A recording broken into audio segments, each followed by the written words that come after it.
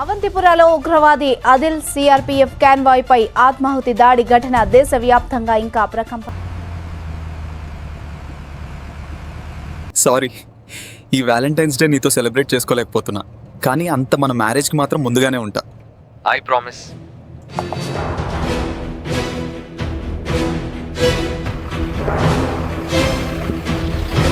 నువ్వు ప్రత్యేకమైన వాడివి, కానీ ఈ ప్రపంచం నిన్ను అలా చూడదు.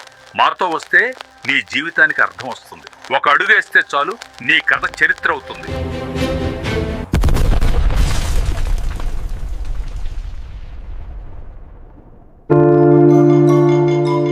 The Pulwama 0 kilometer marker. They're securing the perimeter now. Clear the area, please. We need to document everything here.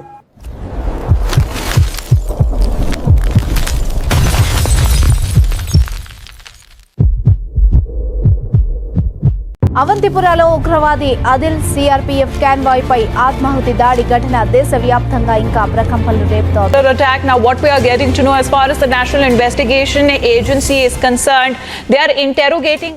ఇది సూసైడ్ కార్ బాంబ్. దీనికి హై గ్రేడ్ ఎక్స్ప్లోజివ్స్ యూజ్ చేశారు.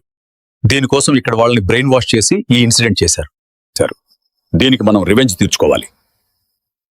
మీరు ఓకే అంటే మన మిలిటరీ ఫోర్స్ రెడీగా ఉంది. కానీ ఇది అంతా ఆపరేట్ చేసింది ఇస్లామిస్ట్ టెర్రరిస్ట్ గ్రూప్ అయిన జైషీ మహమ్మద్ గ్రూప్. అది కూడా ఒక కాశ్మీర్ యూత్ ని యూజ్ చేశారు. ఇలా ఊరుకుంటే పబ్లిక్ లో నెగటివిటీ పెరిగిపోద్ది. ఈ అటాక్ ఒక కాన్వాయ్ మీద కాదు, మన దేశం మీద.